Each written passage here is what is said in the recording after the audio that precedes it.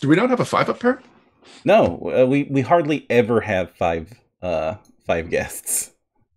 Oh my god! Hello.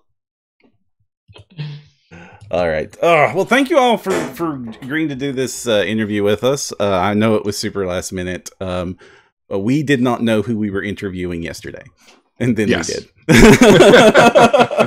And honestly, when Beadle and Grimm's was announced as a Pathfinder partner, I was like, well, we're never going to get Matthew Lillard, but maybe we can get somebody from that company to talk to us. That would be fun. And here you are, you lucky SOBs. I know. It's going to be... What a gift. Oh, no. Like, I am genuinely a huge fan, so it's going to be hard for me not to fanboy. Oh, well, jeez, Louise, let's start fanboying. Yeah, this is like a great use of our time. Okay, so my favorite role you've ever done is serial killer. Hackers, right? Okay, I hear that. It's funny, that movie, Bill and I have been like besties since we were 21. And Bill can attest the fact that when that movie came out, it did not do well, and nobody gave two darns about it. And, oh no! My friends hated it because they were all into computers, and they were like, "That's not us. That's not. Nobody rides a rollerblade. Nobody rides roller skates. You can't set off the fire extinguisher with computers." Yeah, the Unix book is so much bigger. Oh, so you do know my friends from high school? There you go. Oh. No, but I know the sort of the tag on that. And then when just about the time that Apple stores opened up, I became famous in Apple stores. I was like, wow, that movie has a lot of people really like that movie. Like, you know, all the geniuses were walking around and sort of, you know, calling me serial killer and telling me to hack the planet. So that movie found its way in the world. All right, we're gonna hold on, everyone. At home, we're gonna put our heads in different boxes. I mean, nobody has to hold on except for Param. We can keep talking. I'm mad. Yeah, you all keep talking, and I'll put everybody in the back and right back in the right spot. You have to have terrible diction if you're mad. By the way, as we do this tonight, ladies and gentlemen, I am off to the corner. I'm watching CNN, and the vote tallies come in. So wherever you stand on the political spectrum, we do not have to get into that by any way, shape, or form.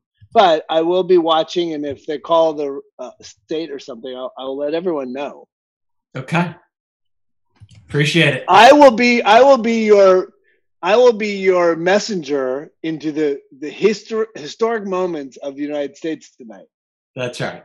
So I'm here to talk about the company. Char's here to talk about the books, and Matt's here to update us on internet news. I'm going to be the messenger of the next 4 years. I'm going to bring to you American history tonight.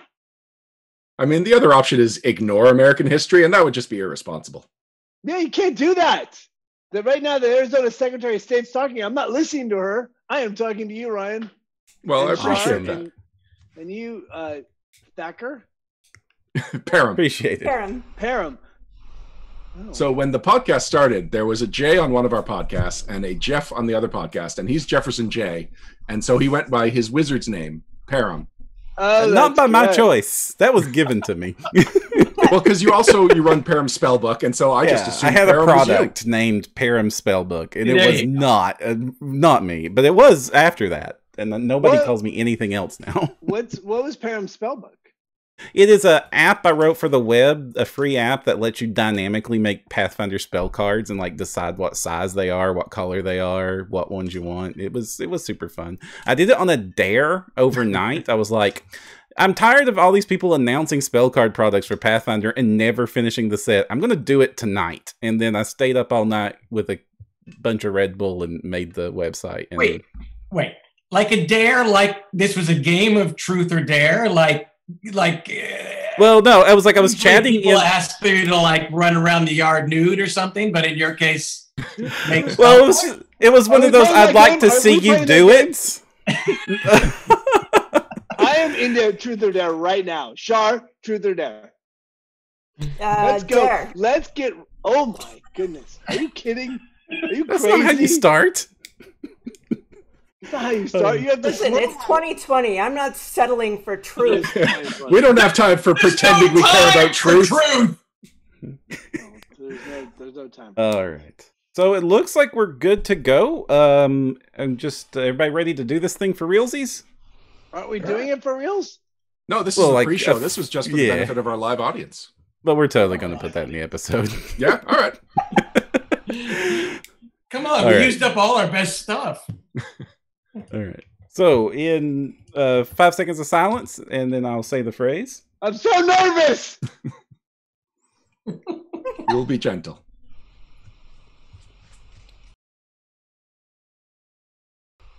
And we're back. Welcome to No Direction, the No Direction Network's Pathfinder News, Reviews, and Interviews podcast. I'm Ryan Costello. And I'm Jefferson J. Thacker, also known as Baron. A few months ago, Paizo announced an exciting new partnership. Beadle Grimm's, makers of high-end loot for the distinguished tabletop role player. Joining us tonight, the man who puts the Beadle in Beadle Grimm's, Matthew Lillard. Hello, Matthew. Matt? Hi, can I call you Matt? You Should I call you Mr. Lillard? Anything you want this side of dummy. Fine. Stupid. You call me dummy too if you need. It's side of and including. We'll see how this bit evolves over the night. Dummy. We've also got the man who puts the Grimm in Beadles and Grimm. That's Bill Rehor. Hello, Bill. Hey there. How are you? Thanks for having us. You are Grimm, right? I know that. Yeah, I know for sure that Matthew is Beadle. Okay. Yep. And finally, we've got the woman who puts the graphic design in Beadles and Grimm's complete character chronicles from Regardless Design, Char Irrgang. Hey. Char, I forgot to double check if that's how to pronounce your last name. And we do Irrgang, but since it's actually it's a play on Irregardless, which is why I figured it was Irrgang. He's Dutch, so it's close enough. It's a gang of Irrgang.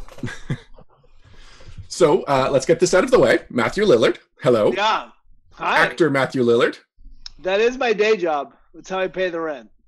And you are the most famous person we've had on this podcast, so that's exciting for us. That's so sad for the pod. We gotta find somebody more famous than me. Is Freddie Prinze Jr. available? We can find him. Param, can you call Freddie Prinze Jr. see if he's available? I mean, Wing Commander reunion. By the way, he's a big gamer. Is he? Oh yeah. I know he was also a big wrestling fan and was a writer for the WWE for a while. Nice. I don't know about that, but he does love. I know he does love wrestling. All right. He's a big gamer. He's a big video gamer. He's actually, I think he's a Twitch entity. I'm gonna go check out Twitch. Maybe Twitch knows. Maybe do that later.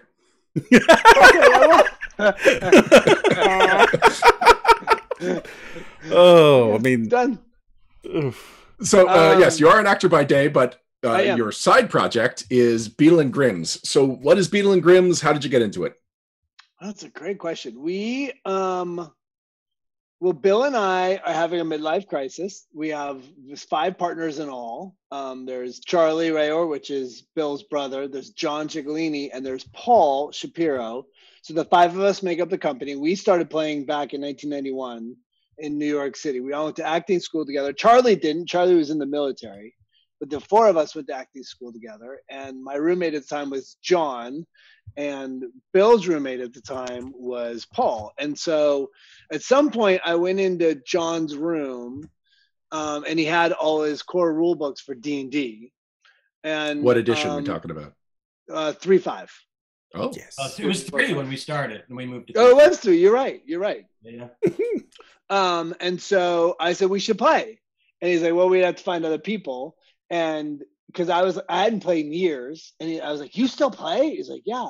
Because I stopped playing when sort of women became an interesting thing to me as a young teenage boy. And he just kept going.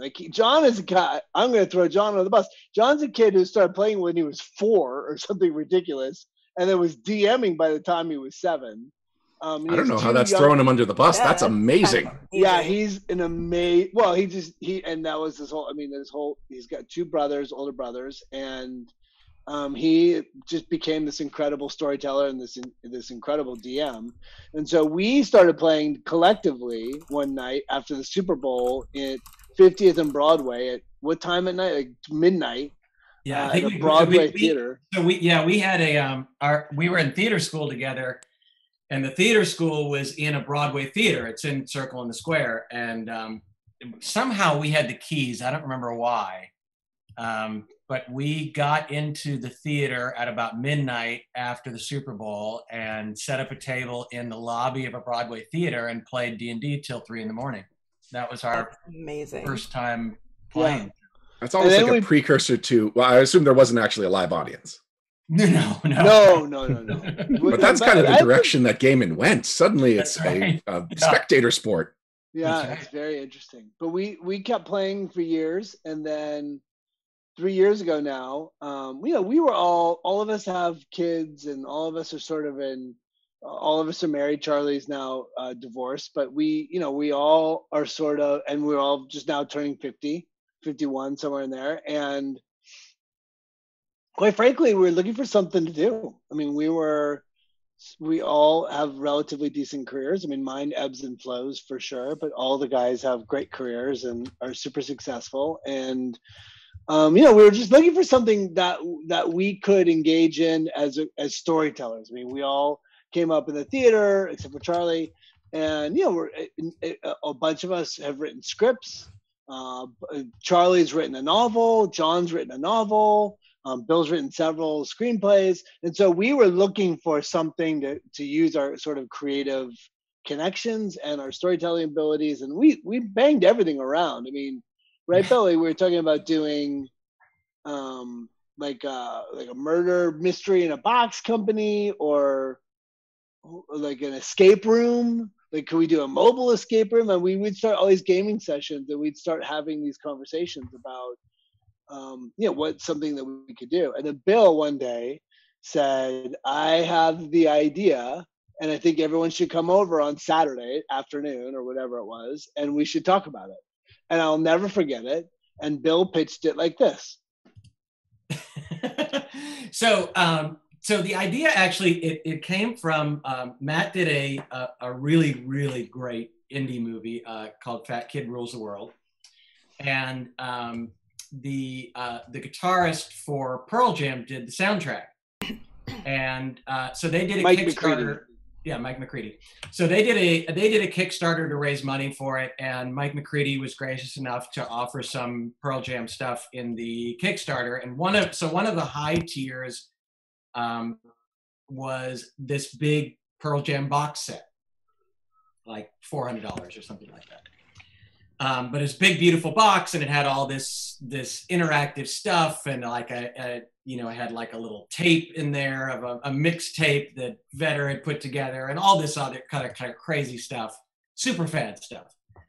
So my pitch to the guys was that this is like an established thing in the music world, that normal people, a person who's like sort of an average everyday fan of Pearl Jam will spend $15 to buy an album, but there are super fans out there who are looking for a much more immersive experience. And that's all over the place in music.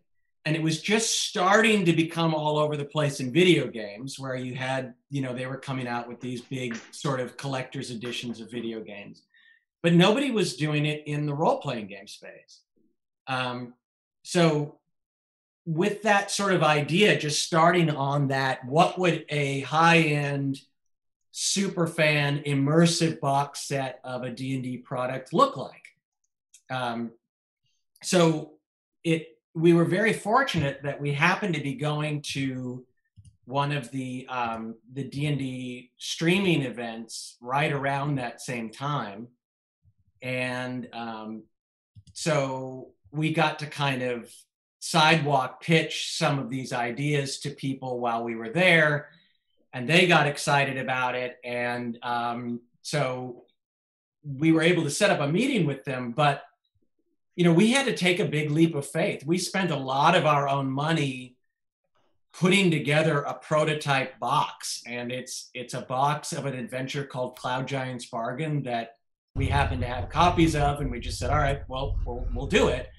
And we, knowing nothing about production, we went out and called box companies and found somebody to build this prototype of a box that cost us like $900 to make a box. And it's really hard. Making one of stuff is really expensive. But it had like we got like a dragon scale. I was like, what if we made a dragon scale? And we found this guy at a convention that was making dragon scales. I'm like, could you make a dragon scale? I can't really pay you full money. I mean, it was ridiculous. And we put together this whole box of stuff and went back up to Wizards. I jumped in on your story. Sorry. No, please go ahead. No, we went back up to Wizards and we flew up and we had this idea we want to share with you, and we laid out all this stuff, and we said, I mean, we were. I remember I was the one who had to do the pitch, and you were great. Yeah, I was great, except that as you pointed out, like, you know, I was always holding these pieces of paper from the box, and like my hand was going like this the whole time, like I super nervous. Yeah, I can do the verbal part of it, but I was nervous as shit. I mean, there's no question about that. Sorry. Yeah. So it's all right. He's gonna try not to. We're all trying not to cuss. PG-13. Come on, God. I'm really bad, and I'm really gonna try.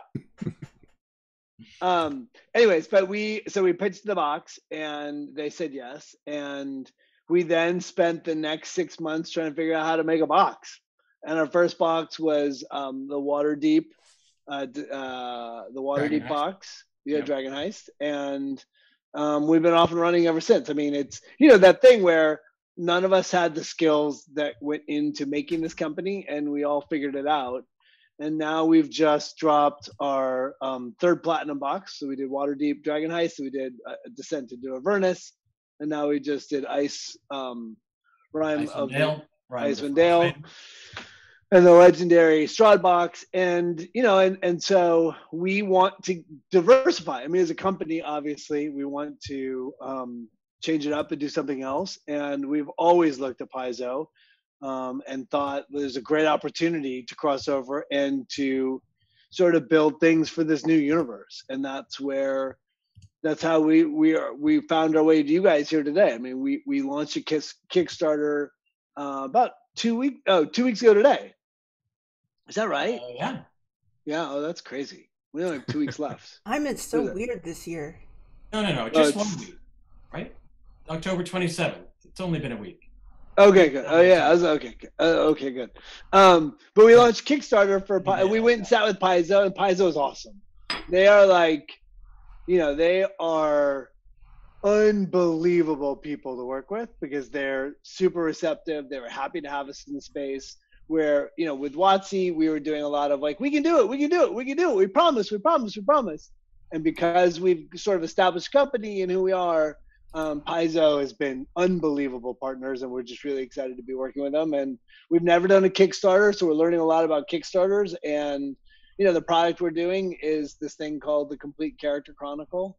And that's Char has been working on that. And is the funny thing about the Character Chronicle, Char, I don't even know if you know this. You know, we've been trying to do it for a long time.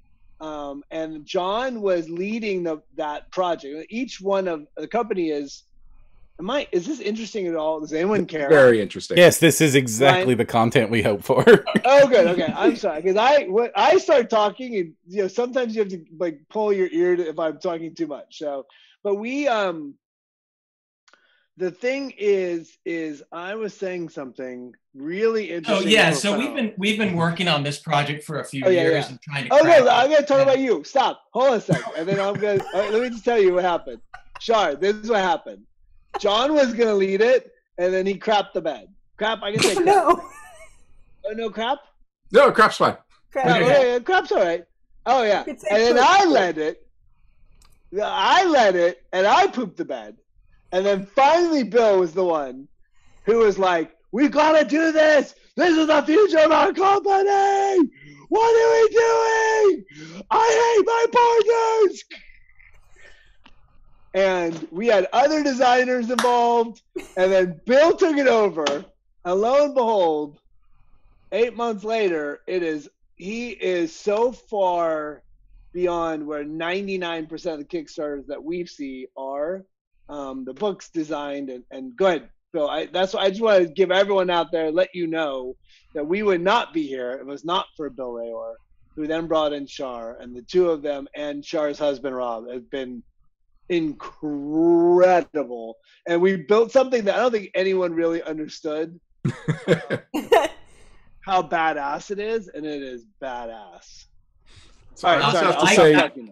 Just to finish that thought, I got extremely lucky in that Char and Rob approached me at GameholeCon.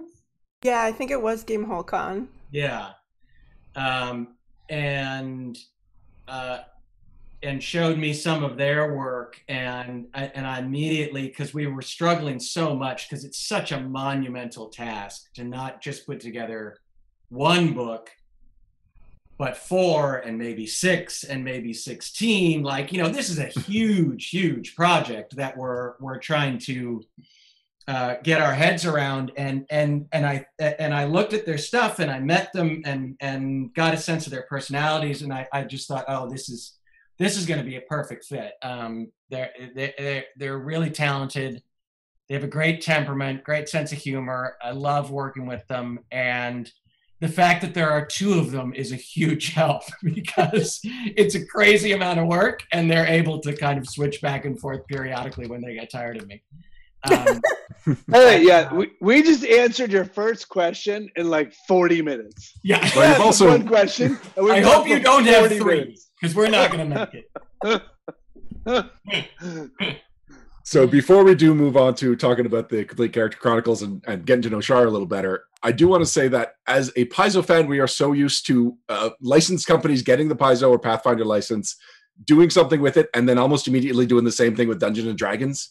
And it feels like Pathfinder is their test run. So it's really satisfying that you guys established yourselves with Dungeons & Dragons and then expanded to Pathfinder. So it's not just like we get to feel like we are in the same conversation. It's really nice.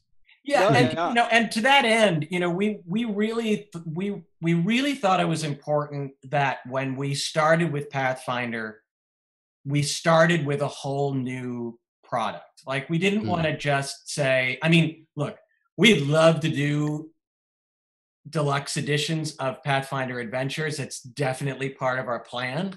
So I don't want to undersell that notion, but we're really happy to be able to come into this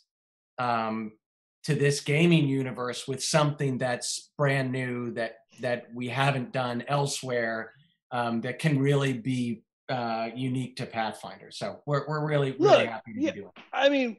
It's fair enough to say that in success with this Kickstarter, with the Character Chronicles, that we will be building boxes for can I say that? Yeah, you can say that. We will be building boxes for Pathfinder. It's just a matter of finding out with the way they release their adventures versus what we do. We have to find a way to do something. We also want to do Starfinder. We want to be involved in this universe, and for us, it's a great opportunity to diversify. It's us that there's something really fresh and new about work. It's like a new girlfriend or a new boyfriend or a new lover or whatever. It's a very weird analogy. Or like a new president. It's like a new president. But there's something exciting about the relationship, because we're there's it's like sort of that first date. Everyone's really excited to be working together, and it's amazing, how much that buoys us as a company. And there's 5 of us. We have 3 people that work with us who we love dearly. Michaela, Justice, and Jason. And now we have Char and Rob. And then we also have Chris Daly, who's our sort of resident artist. And, it's a very small group. And it's nice for all of us to, walk into this new universe and have a whole array of opportunity. It's like the whole company is excited. Char. Now, sorry, go ahead, Char. Now, I really, I'm like the perfect target audience for products like this. It's like I'm sitting in a tavern I built myself and I love to make these sort of props for my players. And for years and I've been hearing this because I've been asking, it's like, why can't we have box sets? And then on on the panels we record, the Q&As, it'd be like, well, we'd love to do box sets, but they're really impractical and expensive and nobody wants it. And then I see like your stuff is succeeding, and I'm looking at that Strahd box, and like I'm bringing it up because like it's the one I'm in love with most, and all besides the Character Chronicles as an example. That Strahd box set, that Strahd Legendary Edition, and I'm looking at the stuff that's in there, and I'm just drooling, and I'm like, oh, I could see this for like not one that you're doing, but like Reign of Winter or some one of the other big adventures for PF, and I'm like, oh my god, this would be awesome. And then I also love the concept of the character books and stuff. With everybody saying nobody wants this type of product anymore, or they're not profitable, how was that entry? How did you all decide that, yes, this is what we want to do? Well, I think my answer for that is the way we work this company, the way the five of us sort of run the company, is that if somebody is inspired by what we're doing, if somebody thinks that what we're making is awesome of the five of us, then it's pretty much our true north, right? So we built a box and put a bunch of stuff in it we thought was awesome. And, we barely made $1 on the first box because we made so many mistakes along the way. We put in a bunch of stuff that didn't make sense. Like, we're like, just build awesome. So that sort of thought process is what leads this company going forward. Does that sound familiar, Char? I mean, it's kind of my aesthetic too. Right. So it also reminds me of the later days of TSR where they were putting out box sets that they were losing money on, and they didn't know it. Yeah. Yeah, I mean, look, it's not. Listen, we make a $500 box in a limited number, 1,000 units right now. And look, we sold, the first one sold out right after we shipped. The second one sold out a month before we shipped. And this one's sold out 4 months before we shipped. And so we're building a brand, we're building name recognition, we're building demand, we're building sort of a relationship with our community that we're gonna keep doing what we do, which is we're gonna make killer stuff, put it in a box, and sell it to people who want it. And so to that end, I mean, look, we're all middle-aged guys that have professions that if everyone around our table, if somebody, what we don't have in time and energy, we have collectively of the 5 players sitting around the table in money. So like our $500 box, if you amortize that out over the 2 years it takes us to finish an adventure, it's like $3 a game. It's like less than the amount, the coffee you buy on the way over. And so our idea is like, look, there's got to be other guys, women out there that are like us, which is if we pool our money, we have enough to buy a $500 box because it elevates the game. And we very rarely, I mean, we just don't get to play that often. So it's worth it. Like if somebody pulls out the encounter cards and puts it on top of a killer DM screen and you're like, whoa, there's this moment of like, that's awesome. That to us is what we're trying to do. We're trying to deliver great touches that deliver an experience as many times as we possibly can in a box. Does that make sense? Yeah, of course it makes sense. Like unboxing one of those is just like intense. Like it's just amazing. You're like, oh my God, there's more. Oh, there's more. Look at this. This is so cool. It's just thanks. So fun. Thank you. I mean, it's 21 pounds. We just shipped Icewind Dale. It's 21 pounds. Like I have that's mine not right there. Actually, I could bring it over, but we're not really here to talk about Icewind Dale. No, we're not. No, and that's one of the things I wanted to talk about is like the boxes in a lot of these products are very GM focused, and like I get all the cool toys and stuff. But like my players really appreciate it when I give them something. Like I made these like custom folio boxes for them. It's just me cutting out stuff from cardstock and like repurposing old video game boxes and stuff. But there's very little of the aesthetic stuff aimed at the players beyond dice and game mats. So what are you all offering here that the players are going to get their hands on? Yeah, that is the whole idea of the Complete Character Chronicles, is us trying to extend this personalized, immersive experience to the players. So the idea is, and these are I'm just making this clear. These are prototypes from the printing company that I am getting sent, but it allows me to do some show and tell. So this is a prototype for one of the character chronicles. So it's a beautiful book with PU leather and has placeholder ribbons and elastic to hold the book together. And it's a big book. So what this is for a character, the idea here is to create something that will give you everything that you need to play your character at the table for the entire life of that character. So the book starts out with a birth certificate for your character, and it ends with a death certificate for your character. So you get to play this character for this book, record his or her entire life, and then put it on your bookshelf to remember them forever. One of the reasons that we started thinking about this idea was we named the company Beadle and Grimm, and people immediately started asking us about the adventures of those two characters, and we could barely remember them because it was a while ago. And we've played a lot of campaigns since then, and we had a really hard time keeping track of what was what and which adventures they were in and what things they accomplished. And we thought, boy, I really wish we had some really good records of those adventures because it was a great campaign. So the Chronicle so part of it is a journal. So it's there to record everything that you do. And it's a very interactive journal with lots of graph paper and quotes from famous characters of your character class, whether it's wizard or fighter or rogue or whichever book you bought. And has some beautiful art in it to make the journal a really nice immersive journal experience. But there are lots of journals out there. The second part of it is an expanded character sheet. And when I say expanded, we're talking over 20 pages long. So it has an incredible amount of space in there, not just to record your stats and record the names of your spells, but to really be a go-to spell book for you. So you have a short explanation of every spell, lots of space for feats, lots of space for extra feats.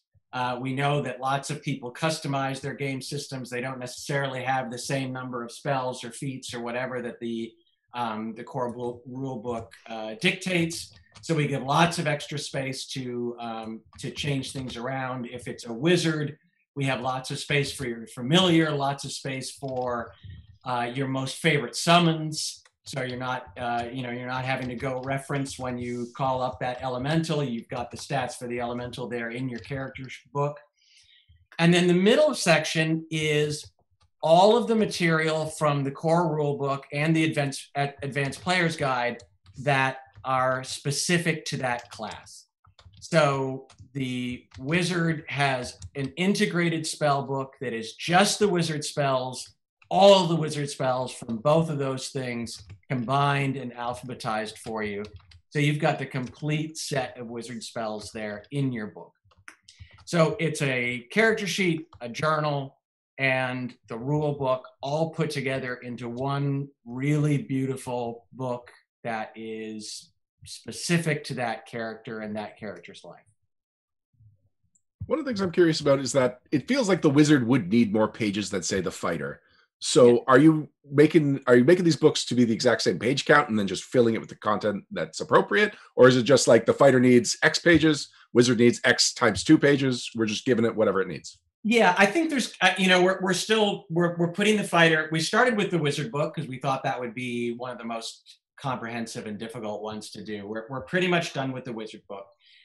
We're working on the fighter one now. Our expectation is that there will be 2 lengths, that the wizard, the spell casting classes will all be around 200 pages, and the non-spell casters will probably be somewhere in the 150 to 170 range. But we're coming up with some really cool, interesting visual stuff for fighters and barbarians and all those kinds of classes that won't benefit from the spell book. We're trying to create some really cool, immersive other stuff to make those books just as fun.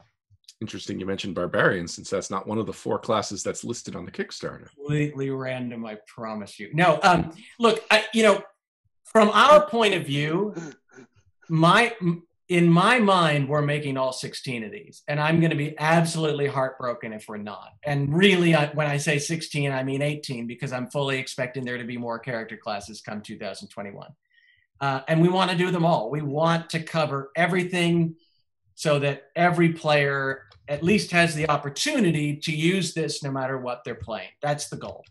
Can I just say something about that? Yeah, go for it. Just real quick. The one of the reasons that, and one of the feedbacks we got on the Kickstarter, and one of the things I think that we're really proud of, is the fact that, I think there's a lot of companies out there would have priced this thing at $75, $80, $100. And we made a choice. I mean, we want to deliver, again, because of who we are as a company, because of the fact that we're, a bunch of guys that love the game and are still building a company that's built on, we want to build reputation for stuff that we make cool stuff for people around a gaming table. We're delivering the book for $35, and we're proud of that. I think that we want to make it available. We don't want these things to be precious that you can't write in. We've made extra time and energy and effort to make the page stock really strong and really thick. That we have these elements in the book that it's made to go. We want you to grab the book, take it to your game, and play with it every single time. And when your wizard drops or retires and you go and you want to play a fighter on Saturday, you'll grab the fighter book so that you'll be able to have a collection of these books that are going to elevate your gaming experience. That's our goal. How do we make your gaming experience better? And this is our first sort of reach into the world of the player. So that is a thought I had, because these are my notes and they're terrible. Yeah. And I was wondering, do I? They should be. Do I tarnish this great book with my terrible note taking? No, yeah. you tarnish the hell out of it. Yeah, that's. Trash it. Yeah, I mean that's really the point. And to Matt's point, a big part of why we wanted to get the price down as low as we possibly could is because we know that is going to be a mental block for people. We know that somebody's going to see this hardback, beautiful book, and they're going to go, okay, yeah, I've got this beautiful book now. I don't want to ruin it. So we want to make sure that it's at an accessible price where you can feel like, yeah, this character, I love this character. This character is going to be worth it. And when this character's done, I'm going to be able to afford to buy another one, whether that's one of my favorite things about the book is that, by the way, somebody in chat said wizards do not retire. Neither do thieves, by the way. By the way, what class does retire? Fighters retire. Fighters are like, I don't want to do this anymore. Yeah. The idea of being able to take this book that you've spent years of your life playing this character. I mean, I love Beadle. We now have a company named after Beadle Grimm, which is fun, but I also have all kinds of other characters that don't have the namesake of the company. So the idea of being able to collect all those memories in a book and then put it on your shelf and have it there, I don't know, it just seems pretty cool. Well, it's also the original tie-in fiction for Dungeons & Dragons came from game sessions. And so this is also a first draft of a novel. Oh, for sure. Yeah. Oh, that's cool. I like that idea. And I'm surprised at how attached characters get to things like this. I mentioned that I made my homemade little character folios that pale in comparison to this thing. And I'm proud of those. And when the campaign wrapped, or actually we called one campaign early because we just weren't digging it. And I was like, okay, do we want, I'll go, if you can take the box home if you want, or I can reuse it for your next character. And everybody was offended that I would even desecrate because it was once it was theirs, it was so important. They didn't want to get rid of it. Yeah. Well, that's all right. I mean, that's the goal. That's the idea, is that it will become part of your game experience. Yeah, I mean, can you show them the battle assist? Isn't it in the back of it? No, I don't have it. But that he's talking about the whiteboard, which was the first stretch goal that we unlocked.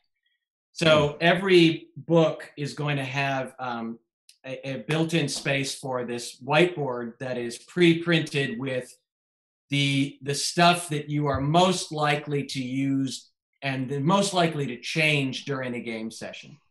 So it's a dry erase board. You pop it out of the book. You set it next to your book on the table. And that's where you record your hit points when you're getting thwacked by the troll and you're having to, mark off hit points. And you don't want to be doing that in your book over and over and over again. So you've got the whiteboard. You can track your daily prepared spells. You can write down who your magical ally is when you do a summon, or your hero points, or whatever it is that you're just tracking for that session. And then, at the end of the session, you can copy whatever changed permanently for your character over into your book.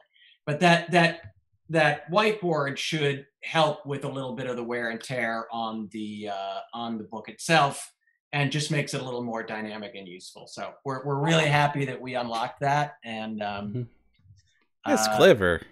What's that? That's clever. Oh, Yeah, I definitely start most sessions and I see like hit point damage and I'm like, did I deal with that?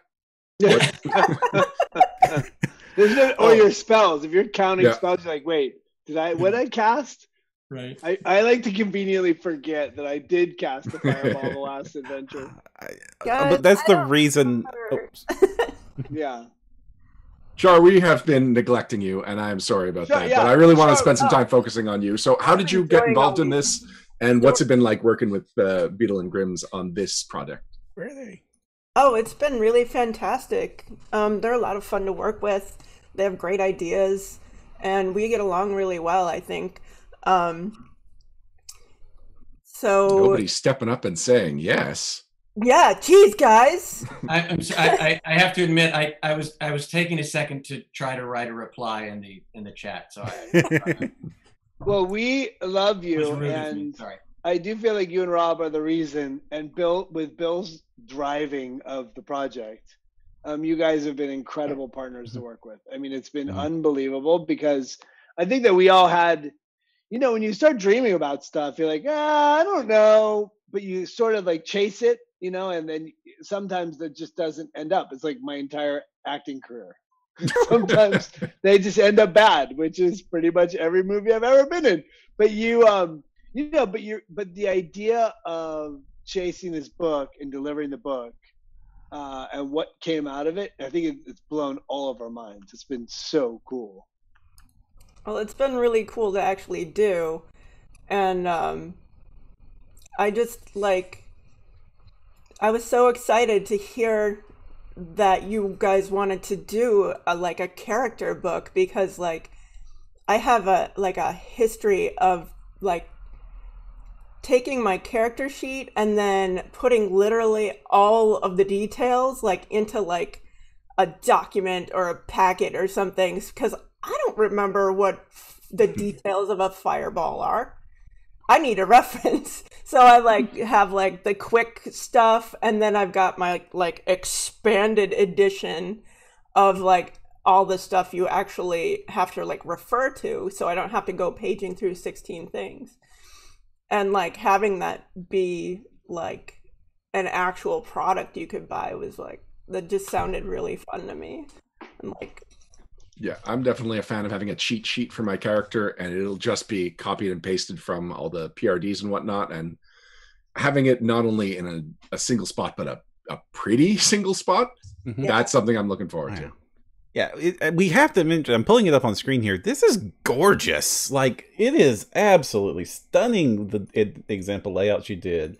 And it's also extremely smart. I'm going over to the cantrip section, and you've got little bubbles for the actions and the spell components, and those are the two things my players are always going to forget. Is this material? Is this semantic? It's that's not what they remember about Fireball. Some of them remember it requires bat poop just because they joke about it, but they're not going to remember which spell they need to wiggle their fingers and which spell they need to wiggle their toes. And oh, it's just so pretty. So much of that is Rob and Char. They're so detail oriented, and they're such devoted gamers that they're every little aspect of it has to be thought through in terms of what's going to be most practical, most useful, most intuitive when you're sitting at the table. And that's why it was so hard to find somebody that was going to be the perfect partner to work on for this project, because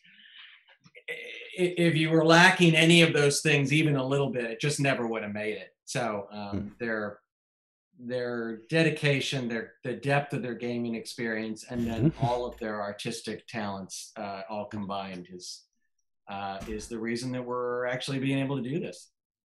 No, Yeah, it's been like go ahead. quite a challenge to like figure out the puzzle pieces that you need to take out and assemble for each class differently.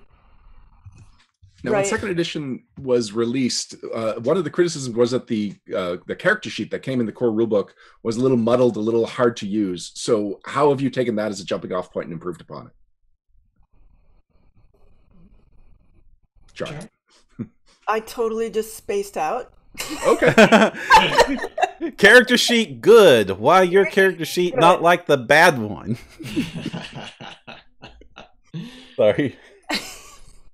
No, actually, your character sheet is good. So I have ADD. So like sometimes, like I listen to things and then they just kind of go out the other end, which is why I'm like always like, Rob, you have to be on every meeting with me because you remember. I mean, look, the idea of including all three, the character sheet, the journal, and the rule book in one was the idea. Again, I said it before, but can you grab it and go? And to us, the more detail you add, the more sort of backstory you give, the more the more you build that character, the better that character becomes. The more full it is for you, the more detailed, the more fun it is to play. You know, the idea of giving your character a fatal flaw or giving personality traits and everything in between, it just envelops you in the game in a deeper way. And to me, my whole thing is the more you commit, the more you're invested, the more you care, the better the game is. And sort of that was one of the ideas of going into the character sheet for sure, is adding all these elements. Now, look, you may not use them all, but at least they're there in case you want to dig deeper. And that's one of the great things about Pathfinder is that there is still so much personalization and your ability to craft your character around how you want to build it. Yeah, I would say the one of the great advantages we have over all the other character sheets that we've seen is we just have a luxury of space.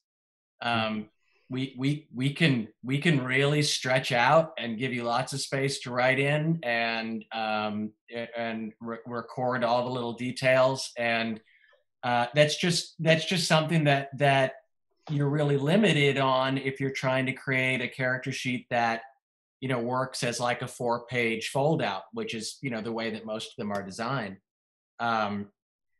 So I think that's the biggest advantage we have. And then, you know, just trying to design each one very specifically to that character class and trying to think through which things not just which things to include, but what order to put them in. You know, which things are you going to want grouped together? Which things are going to be the most important for you that you'll want right up front? So that's been the process with that, and I think it's come out really, really well. So we are coming up on our hour, and there are a couple of last questions I want to ask. But first, I want to try and get through as many chat questions as possible because chat has been very active and has been unfortunately very neglected. Oh, poor chat. Sorry. It's our fault. It's our fault. While you're doing that, can I show you something that nobody has seen before? Because I just got yes, sure. So we're playing with a couple of little there are some add-ons in the Kickstarter that we're working on with Campaign Coins, who does wonderful work. And the first one is the Pathfinder Society. Very nice. Yeah. Oh, it's glass. Look at that. Yep. So the inside is glass. It's just, and it's got some weight to it.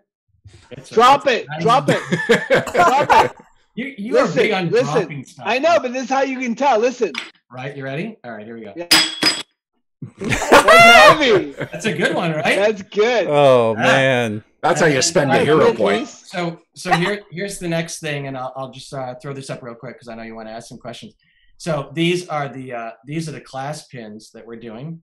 Cool. That are there'll be different ones for each class that are modeled after the insignia version that we put on the complete character chronicle. So That's And the said it's a fighter pin, one. like I could pin it to my shirt or Yeah. my bag.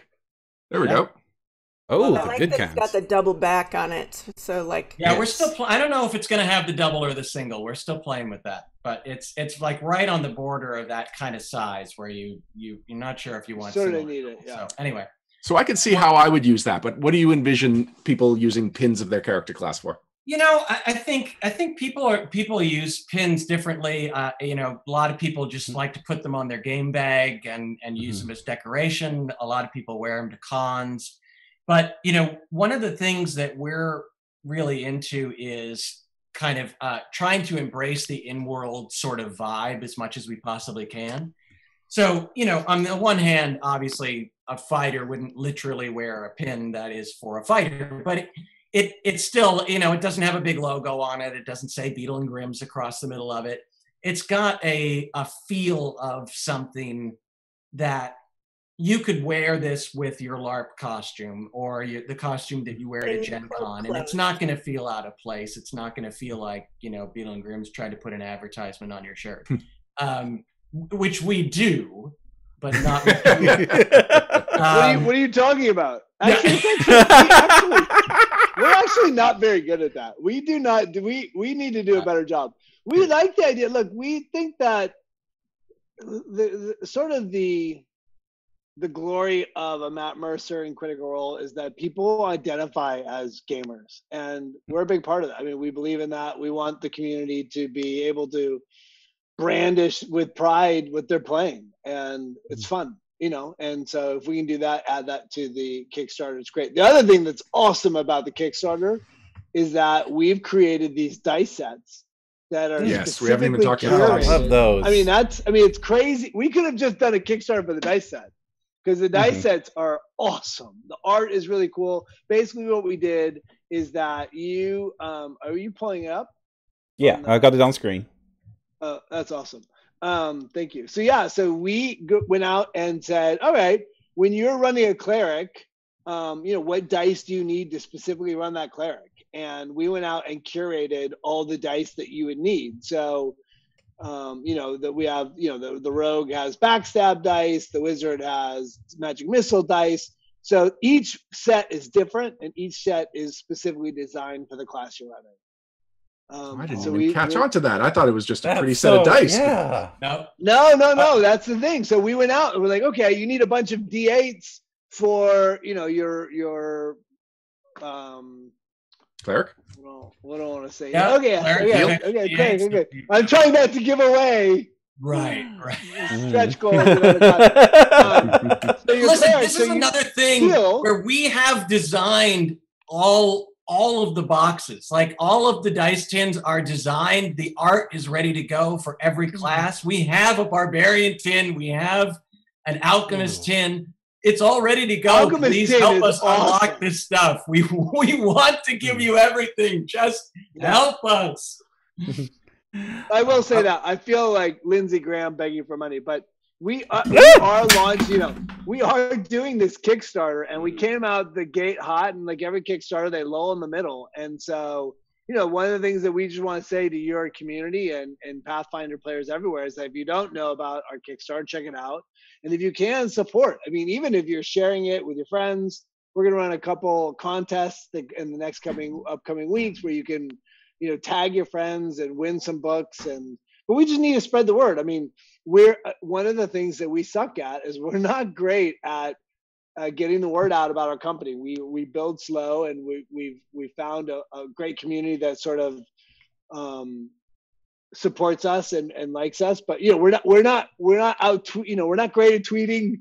We're not great at Instagramming. Like, And we have just, no you know, conventions, which is just killing yeah, us. that's it. Ooh, We yeah. sit in I the mean, booth and we meet ooh. people and they see our stuff. They sort of they fall in love with us. But that's how I learned about you guys, was at conventions. Yeah. Yeah. It's a huge, and especially with us trying to introduce a new product to a new community, like we've never needed conventions more than we needed them this year. So it's been a real challenge. but that's why we really appreciate you having us on, and we really appreciate everybody who's taken the time to watch this and learn about it. Nobody's today. asked questions. We should let them ask questions. Yeah. Well, we are Sorry, at the talk. 1 hour mark, and I know that you had a meeting after this. Are you okay going a little long? Yeah, I would love this to go on forever, but I don't want to You don't. take advantage of your Eventually, time. I get boring. Ask my all right. wife.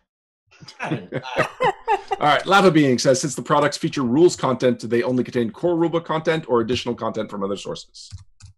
Okay, so it's everything from the core rulebook and the advanced player's guide. We are also reviewing other text. Paizo, again, awesome company to work with. They're really making everything available to us. So we are reviewing the Lost Omens books. We're reviewing the Pathfinder Society stuff. We're trying to incorporate as much as we can. I don't want to commit to anything past those 2 books that we're really taking a comprehensive run at, but we are pulling in little bits and pieces where we find stuff that we think is universal enough that it makes sense to include. So I am going to say that we're mostly looking in the source books, but not the adventures. Okay. Because that would be the whole different product would be the event. Mm-hmm.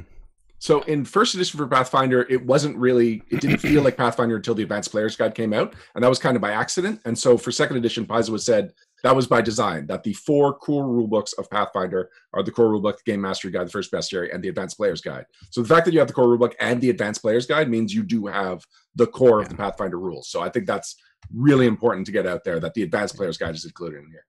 I mean, that's how I knew you all actually just knew your stuff at the announcement when you said, and the APG. I'm like, holy crap, they actually did their homework. Thank you. Yeah. I want to say, too, is that one of the cool things about the books is that Paizo, again, speaking to how awesome they are, has opened up the entire universe of art that they've curated over the last 20 years. And we actually hired Chris Daly specifically to do the art direction on this stuff because there's so much to go through, and there's just so much great art available, and we want to make the books exciting and fun. So we're really we're trying to pull pieces of art that maybe players haven't seen before, as well as stuff that we're commissioning. There's going to be original art in there that nobody's seen before, but we're also trying to include lots of stuff from lots of different sources, and it's just so fun to go through. We have these huge Excel spreadsheets of art from first edition, second edition, comics, everything. There's just a crazy amount of art, and it's really fun to put it all together. All right, next up from chat, Maverick 2, Darren Caldemeyer, and Ryan X Session Zero Clothing worked together to figure out that Freddie Prinze Jr. did have a Twitch streaming account, but it has now been deleted. Oh no! He got out of the Twitch game 4 years ago, which feels like when the Twitch game was first starting. Yeah, I know. He must have gotten in and out really quick. Well, listen. Yeah, next question. I've learned over the years. I've learned. All right. Chaos Monkey Boy wants to know where the Cloud Giants bargain demo box is now. It is literally 15 feet from me as I sit here. Should I go grab it? Yeah, Yes. You go grab that. Okay, I'll be right back. I will say that there's a couple I will buy the first box. I have to buy our own. Just so you're clear, I have to buy the first box every time. I buy the number 1 box, so I have all the number 1 boxes. If you're buying the number 1 box, does that mean you have the final say on what goes in the number 1 box? No, God, no. I don't want the final say. Trust me, having the final say is gnarly. It's just 4 months of that's not true. It's 6 months of hard work, and then the last month and a half is just is brutal. Yeah. Yeah, we usually have one person in the group who is the lead on every project. We have to come up with a title. I think lead designer is good. Yeah, well, we right now we do the kind of Lennon McCartney approach to crediting, where we all 5 givers each have equal credit on every project. but realistically, there is one leader. Like Paul Shapiro was the lead on Rime of the Frost Maiden, and Matt was the lead on Strahd. So they did the majority of the heavy lifting on those projects, even though I got. By the way, Justice was a big help on Strahd too. Justice, yeah, he did great work. So all right, so shout out to Justice. We're not going to get into this too much, but Oh my God! Look at that. Oh wow, It's big. bad boy. Spoiled it and everything. This was the prototype box that 5 idiots who knew nothing about boxes put together. Oh, it's got, man. I'm just smelling it from here. It's like that new collection smell. So that's that. I have to say the contents have gotten pretty thrashed. they're well loved. But I'll show you this because this was one piece of art that we created for this. So that was a map from the adventure. It's like a sort of circular pit that there's a bridge that goes across it. I thought this was fascinating because this artist, he actually built a 3D model of this pit and then took photographs of the 3D model and then created his art from those photographs, which I thought was a fascinating process. And kind of crazy, but it's really effective. I mean, you look at that, it's got a really great 3-dimensional effect to it that I don't know, it worked. So anyway, it's a beautiful piece. And let's see, these were our first shot at the encounter cards. They're pretty similar. They're sized a little bit differently, and we didn't get all the formatting right, but it's the same basic idea. So that was part of our original pitch, and one of the things that they got really excited about and kind of landed the whole concept for them when they show them the dragon scale. I don't. Oh yeah. I actually think I have the dragon scale. I think you do. You might, but so there you go. Giant Spark. Oh, you're a rogue. Little glimmer of our past. All right, Donato Classic. Oh, No Direction's own Luis Loza and Paizo's own Luis Loza says he really loves the class-specific dice. Any plans to expand those to other classes? Yes. Yes. So we actually have all of them planned out. We don't have we haven't done the APG classes yet, but we've got all the core rulebook classes done. The art's done. We just need to have enough. We need to have enough interest to justify. We need people to get in there and support the Kickstarter. Yeah, that's it's like any other product. There's just economies of scale stuff where if we get the sense that there's a lot of interest in it, then we'll create them all and we'll make them all available, and I think people will really love them. I think we're yeah. Lava Being says, does the product come with a writing instrument? It does not. Should part we of fix that is what's that? That could have an appeal if you have a matching pen to go along with your fancy book. Yeah, you can't use a pen. Are you crazy? Okay, a quill? Yeah, I mean, people have really different ideas of what they want to use to write in a book like that. We have sourced dry erase pens to go with the whiteboard. So that's a possibility. We're working on that one right now. I can't commit to that, but that's a possibility. Like, how much of it is like, this would be ridiculously cool, and then like having to come up with reasons that you can't. Okay, that's the whole thing. Yeah, I love that the dice have 2 different colors. That's clever. The primary dice and your second. And if you have 2 attacks, you call it out and you know which attacks they are. And the little tin is awesome. I mean, the tin itself is great. I think what are we selling? The art on the tin is so wonderful. Yeah, aren't those cool? We were really, really proud of that. That's one of those things that took 5 meetings to figure out how we were going to do the art for those. By the way, we have to give a shout out to John. That's John. John runs the art for Beadle Grimm's. I mean, that's sort of what we kind of go around and say, "What do you love doing?" And John's like, "I love running the art," and so John is running the art. So yeah. Yeah, he found that artist and has works with them and all that set, and they're just beautiful. Oh yeah. And I have to apologize for like geeking out and just like loving on this product. It's just like, this is exactly my jam. And like, if I could do anything, like this is my favorite part of prepping for games, is like getting cool stuff for my players to like get immersed in. And it's like, I think the aesthetics are so important to getting into and staying in character. It's like the reason I don't use digital, is the reason I still use paper. It's the reason I make all these props.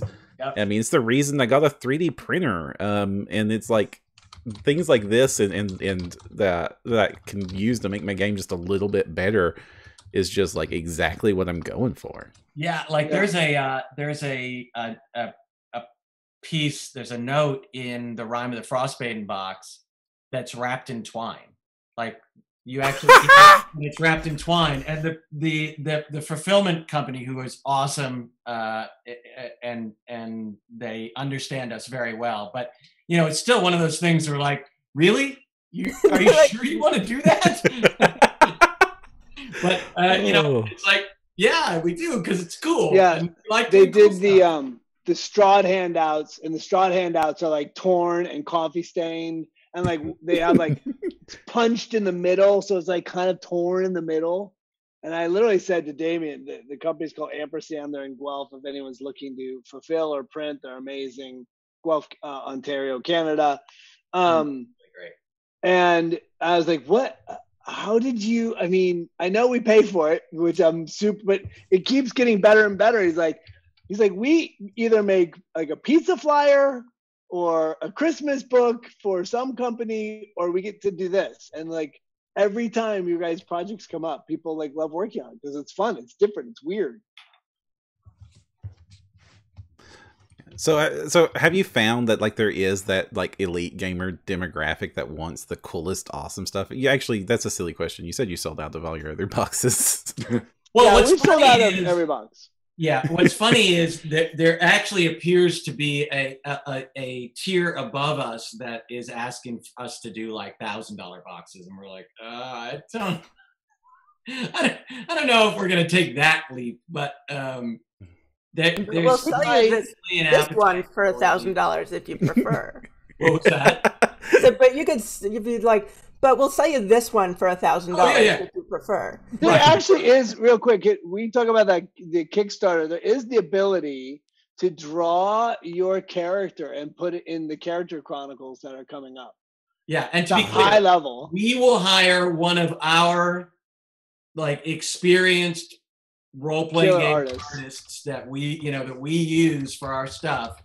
We will have them draw the character to your design and include it in the character chronicle forevermore. So we're only going to do a few of those. It's pretty high tier, but pain to arrange. But we're excited about it. We hope somebody takes us up on it. It'd be fun. All right. Last couple of questions from chat. Zathos of Risia. How do you plan to build these books for characters that take a class dedication? So in second edition, you don't take a multi-class. You take a dedication feat so that you are 2 classes at once. Is there anything specific to characters with those options? So we're definitely leaving. We have pages dedicated to archetypes. We have a page where you can just like do a quick list, and then we have extra feat pages where you can expand on any extra feat that you may have gotten from any source that's not already in the book, or the ones that are in the book and you just want to keep them handy.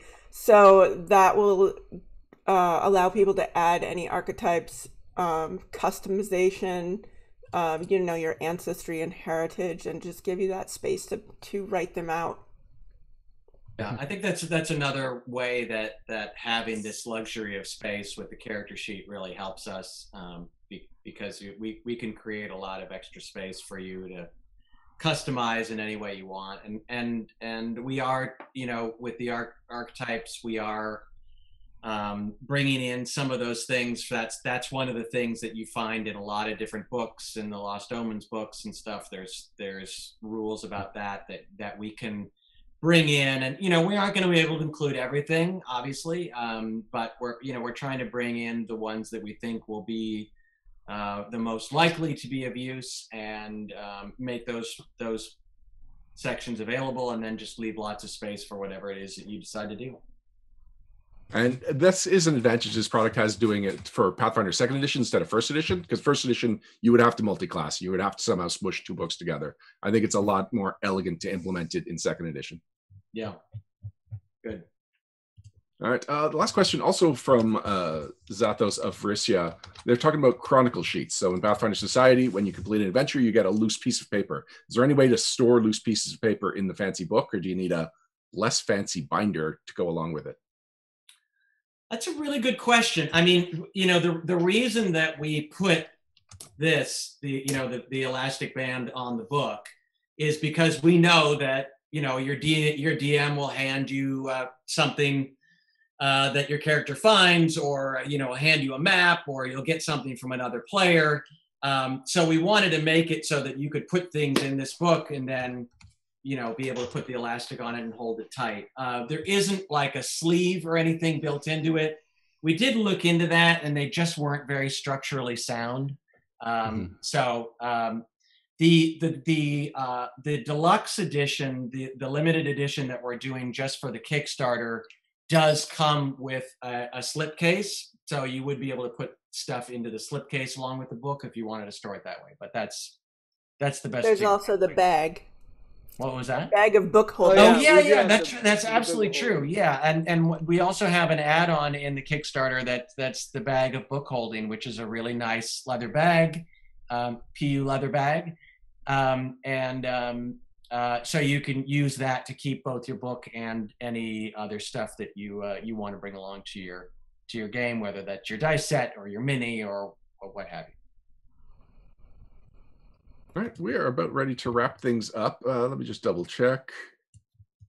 How's the future of the Paizo partnership? Looks like it's pretty strong, and if the complete character chronicles aren't your follow-up product, what's the next step with your relationship with Paizo? That was terribly worded. I'm sorry. Let me try that again. No, what is the next step with your relationship with Paizo? We're all good. Yeah, I mean, we're definitely looking. We're definitely talking to them about adventures and trying to figure out what a deluxe edition. As Matt mentioned before, the way that Paizo releases adventures in the 6-part series makes the idea of doing a box set cool. It'll just be different, and we're going to have to figure out how that works. Like, do we wait until the 6th one and then put out one big box, or do we put out a box with the first one that has room for everything else, and then we set stuff, like a subscription for the right? Yeah, it'll be almost like a subscription service or something. So, but then how do you charge? I mean, is it like $50 a box, and then it gets really hard to make the quality that we make? I mean, it gets complicated. Yeah, it's an interesting nut to crack, and we're working on it, but we're very serious about doing it, and Paizo's very excited about us doing it. So I've no doubt it's going to happen. It's just we've just got to figure out exactly what the manifestation of it will be, and then the other question that can I ask a question real quick, Bill? I mean, do you guys think that there's a market for something like that? If we built a box, do you think Pathfinder fans would come out and support it? So I think the box for all 6 volumes, I think that's the one that's got some that's the one that could have more traction. You can wait until the whole thing is done, all of the accessories like the map packs and whatnot, pawn sets are all done, and you can figure out the best thing to put into your box. Plus you can wait and see if it's a good adventure path, if people like it from beginning to end and not just like the concept.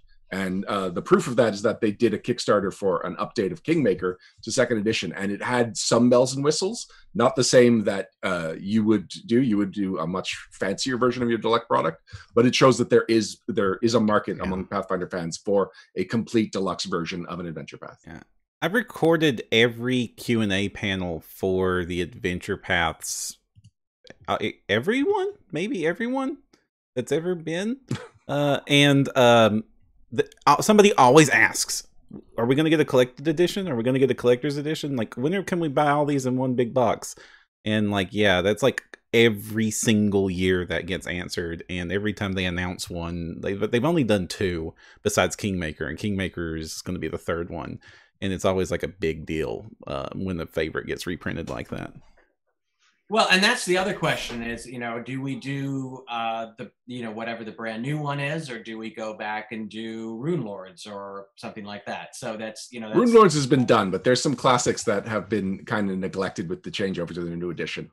There's definitely some cool ones you could pick at. Dragon's Demand would probably be like a huge crowd pleaser, and it's a one-off. Oh yeah. Yeah, so there's a lot to there's a lot to decide, but it's definitely going to happen in one way or the other. So, like we said, the hope is that we're going to get through all the character classes for the Character Chronicles this next year as well, and just keep burrowing into that thing and keeping Char and Rob busy full time. And oh man, so. Before we let you go, are there any other questions you have for us on behalf of the Pathfinder community? Are there any things that you think we could help you with? I'm sure there's a million things that you can help us with. But for the intent, for this purpose, not really the second, other than, how do you, I would just say, I think our question is, how do we spread the word? I mean, we believe that we've created something super cool that we want to sort of introduce the Pathfinder world into. I mean, do you guys have any thoughts about, obviously thank you for having us on the pod. I mean, it's awesome for us to be here. It's awesome. And we're doing stuff with glass cannons. So we're sort of finding our way into the Pathfinder world. We're not very versed at it. So do you guys have any suggestions for us in terms of how we connect to the base? My big thought is if you have the time to launch a short-lived actual play video series where each of the players is using one of your books and you really just show off, like having that camera over their shoulders so you can see them flipping through the books and really using the product and showing how awesome it would work. Even if it's just like a one-shot. You don't have we don't have I think that's just spend $900 per player on prototypes. The Facebook group is really big for the Pathfinder community, and also Ian World would probably be the other big place, and the PRDs are the other place to get the word out to the community. Nethys and D20. Yeah, and Archives of Nethys doesn't have ad space, but D20 PFSRD does. So there are people you can look to see if you can do a takeover on their site. Mm-hmm. That'd be fun. Awesome. I haven't done a site takeover in a while. We need to do another. We need to do another AMA too. Those are every bit of ad space is you, and you can connect them together, so it looks like one big thing. It's kind of fun. Yeah, but I do think an actual play podcast is probably something you should look into. So even if you're not showing off the product, you're showing off Beadle and Grimm's, and if it's an entertaining enough podcast, people are just tuning in to listen to you play. You could plug the product beginning and end and all throughout the episode, and you've got a captive audience. Yeah. I just streamed for the first time this last week, and it was super fun. So I'm I'm into it now. You guys, thank you for having us. Thank you. Is there anything you want to shout out to? Obviously the Kickstarter, but anything at all is on the table right now. Char, you want to shout out anything? You want to shout out to Rob? I do want to shout out to Rob. He is my partner in crime. He likes to describe himself as the silent art director who hovers over my shoulder. But he's amazing, and he's helped me out so much with this. We bounce the ideas back and forth between us until we have something that's ready to show. I couldn't have a better partner. Oh. That's awesome. Bill? Yeah, I want to thank the Academy and please,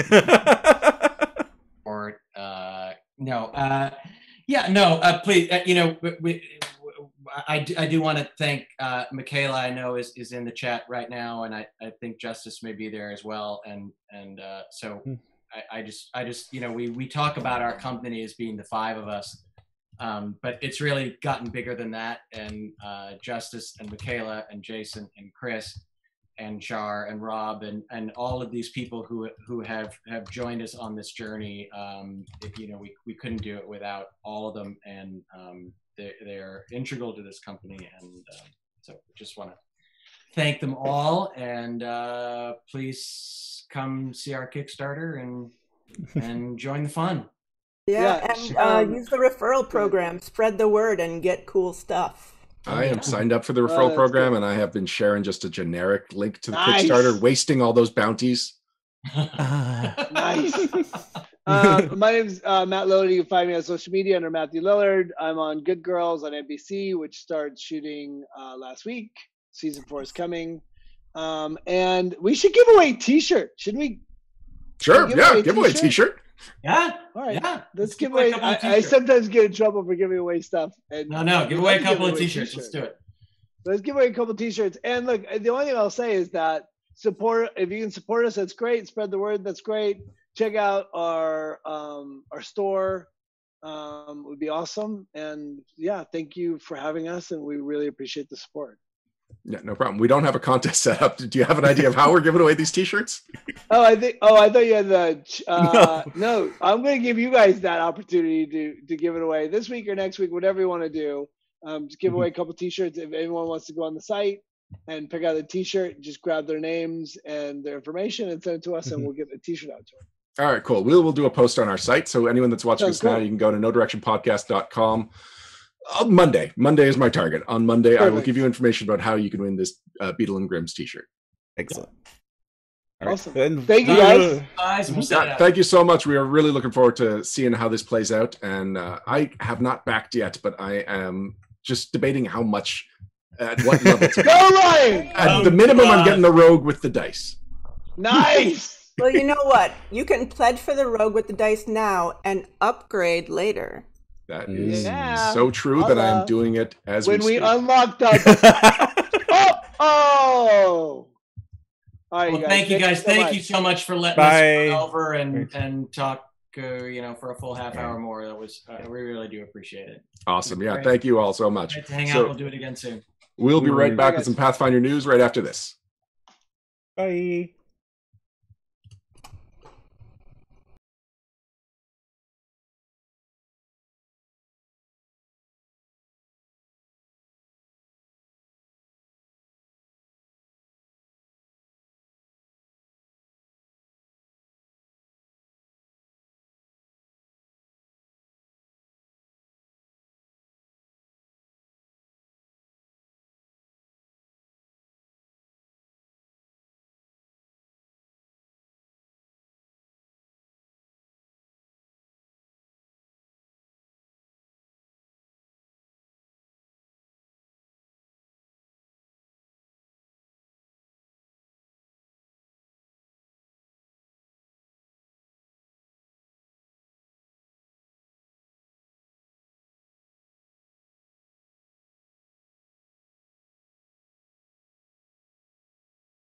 And all right, oh man, it's all a mess. All right, well, so let me just tell the story of what happened. I did just pledge to Beadle and Grimm's, but I was so quick that I did not pick a reward, and so I've just gone in to edit my pledge to get the reward, and now it's charging me both the $100 that I pledged originally and the $100 for the rogue level, and now I'm panicking because I've got twice what I was expecting to pay.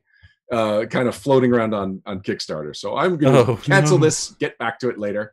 Yeah, and best to not do it in a hurry. Yeah. Oh, yeah. Something went terribly wrong.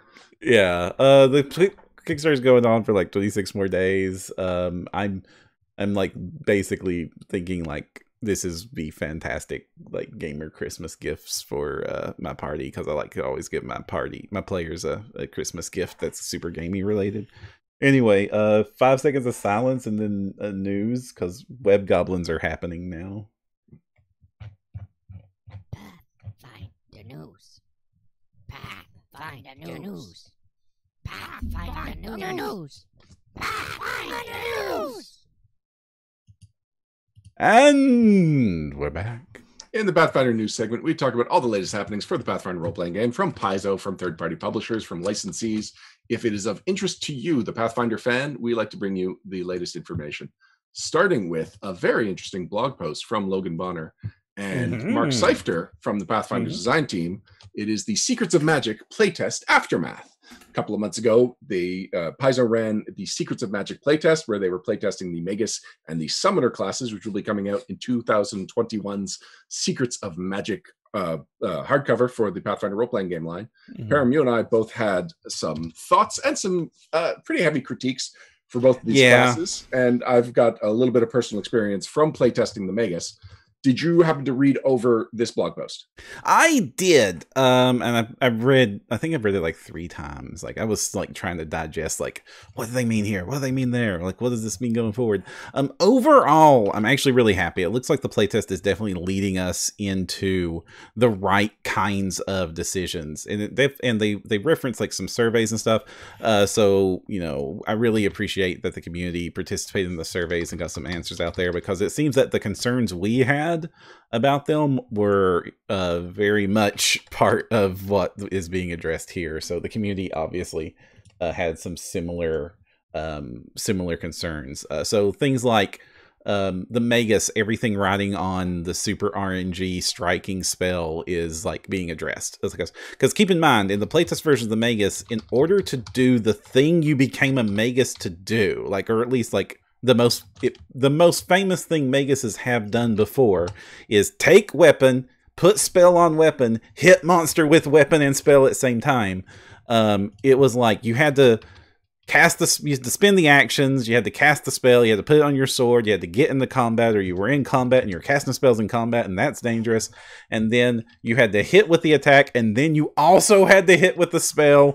And this is like nothing like that happened in Pathfinder first editions, especially because so that's one of the reasons that there was disconnect.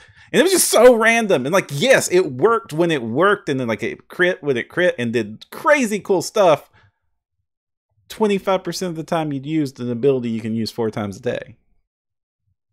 Oh, so that's an average of once a day. Yeah, and then 3 times a day you felt like you did nothing. So I am surprised to hear that you felt that they were addressing a lot of your concerns. I feel that way about the Magus. The Magus, yes. They specifically said action economy is a little too right. It's just too restrictive. That it's too crit dependent. It is too cantrip dependent, which was one of the intents of the class, and they found that people just didn't care for that idea. They wanted to be more proper spellcasters. Yeah, all of that is stuff that we discussed. And they even specifically called out that feat where if you're holding a book, you get bonuses on knowledge checks, but then it doesn't work with the main Magus ability of hitting things with your sword, because you need a free hand for absolutely no reason. So they said they're going to review that and make sure that that works, because people did seem to actually like that feat. They also called out that they're going to give Maguses more spells and more utility spells, and the ability to actually do spellcastery stuff instead of having to save all their stuff for the wacky stick. But I'm surprised you didn't call out that it was only the Magus you were happy with, because with the Summoner, they said that it rated second highest of all classes they've playtested in the fun factor, and that they felt like they mostly got it, whereas I felt like you were more critical of the Summoner. I was critical of the Summoner because of some of the things it did made no darn sense. And so the stuff that they are fixing with the Summoner is a lot of the stuff I think make no darn sense. Which is like, you know, the spell casting is definitely they're going to keep the spell casting the way it currently works. I don't like that decision, but it was like one of the it was the conceit. It was I know you had to take something away, and I don't like how you did this. And one of the things I do hope they do change is that maybe the slots stay the same, but you just don't forget your spells. Like, just let them keep the spells they know always, and then let them just have the floating spell slots.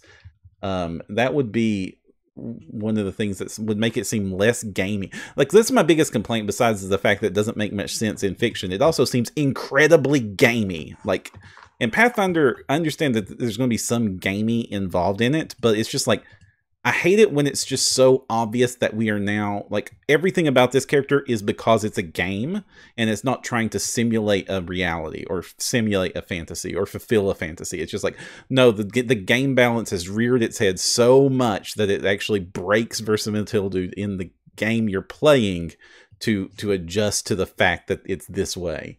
So if they at least let them keep the spells they know and just do the floating spell thing, that's good. But they did go back and say, hey, the Eidolons were kind of not doing it, and the more specifically, the synthesis is going to become its own archetype, standalone.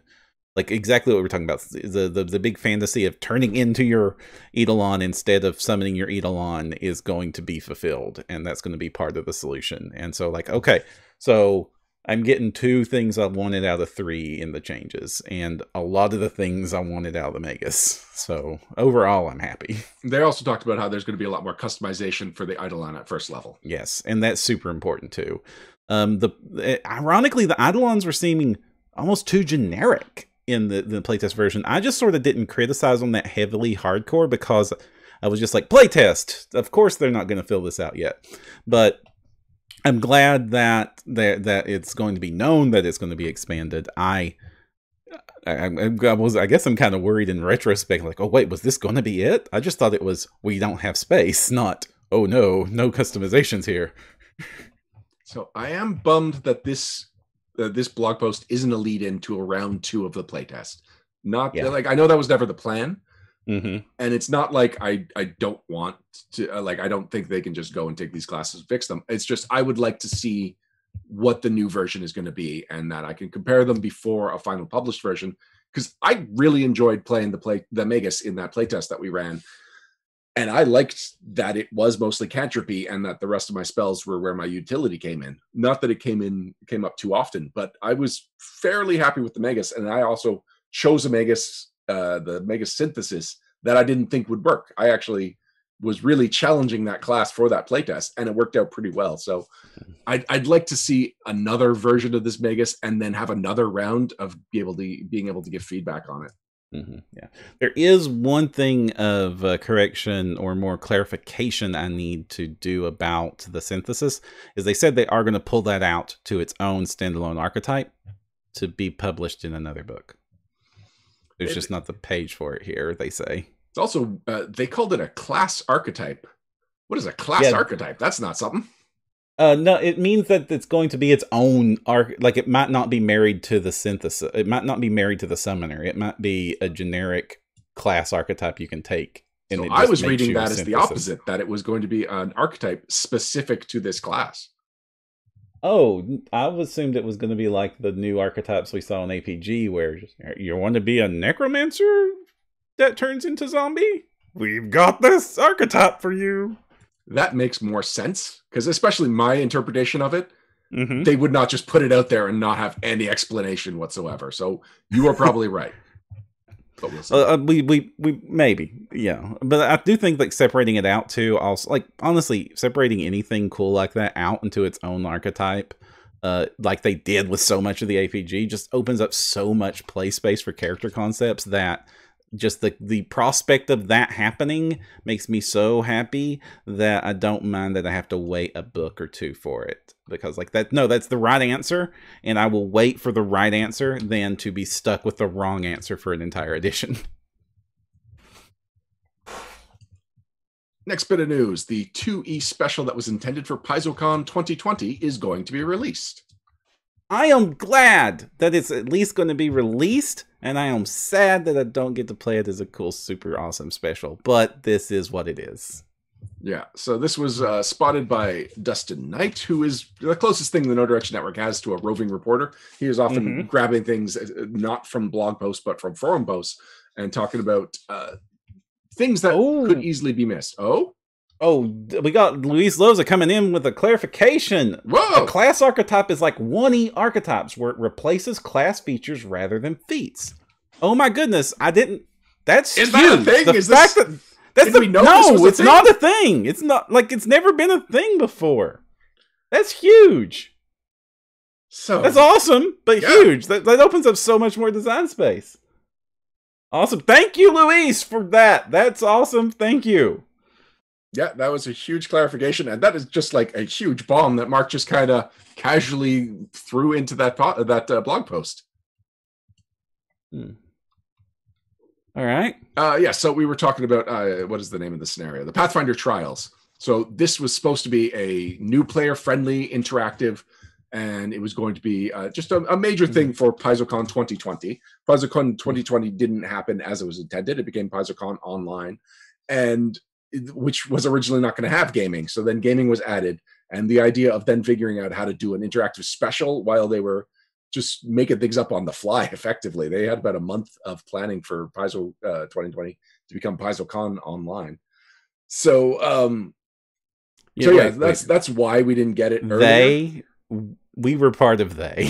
All right, they and we, but we weren't part of the adventures. Like no, we weren't. We were not. At all fair enough. Oh my gosh, I can't. The organized play team, they were heroes with the crazy amount they pulled off in like 0 time. We were like writing that stuff off. It's like, of course they can't do it. And it's like, oh wait, no, they're going to do it. Oh wait, they're doing so much more. So it will be a first level repeatable adventure. It's meant to be a new player friendly introduction to Pathfinder Society. Oh, that's even cooler. I did read that, but now I'm remembering that again. It's like, oh yeah, that's a great way to do it because they are Oh, that's smart. It's also it's going to be replayable. Yep, said first level replayable. Awesome. There needs to be more replayables. They all need to be replayable. Louis says that class archetypes are described in the core rulebook. There just aren't any. Yeah. Oh, that is right. We talked about that when we reviewed it. But there hasn't been any so long I forgot they existed. Next news item, Legendary Games. They have officially started Operation Core Finder on their Patreon for drafts. So what Core Finder is, actually, Pam, do you want to summarize? No, you go for it. All right. Core Finder is to do to Pathfinder First Edition what Pathfinder First Edition did to 3.5 Dungeons & Dragons. It is to take the game as it was, polish it. I believe reverse compatibility is a goal, but they are still going to, there are no sacred cows in this. If something does not work and would make First Edition better if they'd done a different design direction when it originally started, they are going to go that direction. And one of the first things they're asking is whether or not rolling for stats is going to be the primary way that they are going to be figuring out your ability scores. So it's going to be a series of design digests that their patrons are allowed to interact with. It's something that I am very excited to see how it develops, because there has been a lot of talk in the third-party space about whether to keep producing new material for First Edition, because there is a core group of players that are saying, we want more First Edition material. But those third-party publishers that are producing for First Edition don't seem to be getting the traction that, like, the signal-to-noise ratio is off. And so Core Finder could be a way of centralizing what First Edition becomes going forward, so that there is something that people don't have to think like, oh, it's not first-party, because as we know, third-party publishers are mostly made up of the freelancers that already are contributing to Paizo. So, yeah, I am both interested to see what the product looks like and how the product is received. Right. And I mean, there's been a couple of other projects that have been announced similar to this. Like one of the earliest ones, it happened, like, was it even pre the announcement of second edition, or very much right at, was Purple Platypus or Dark Platypus? What's their name again? Duck? Maybe Purple Duck. They had one. And sorry about this. I'm just doing a far back callback, so I'm getting some of these stats wrong. And it was like, you know, I really wasn't impressed with that one. I hate to just say that. I did download it and read it, and wasn't super impressed with the directions they were going in that one.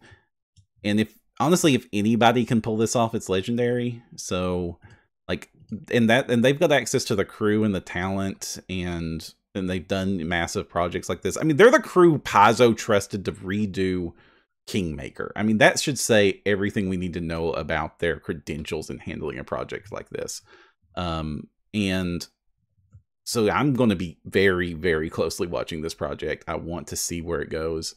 I want to see if this has got legs, because I love second edition, and I love some of the changes it's done to first edition to make it a better game. In a lot of ways, but man, I love first edition. I played some version of 3.x for 20 years, And if there's going to be a new, like, continually supported version of the system that I have spent near 2 decades of my life as a fan and player of, I'm definitely going to see if, if that's got more awesome stuff for me to continue that.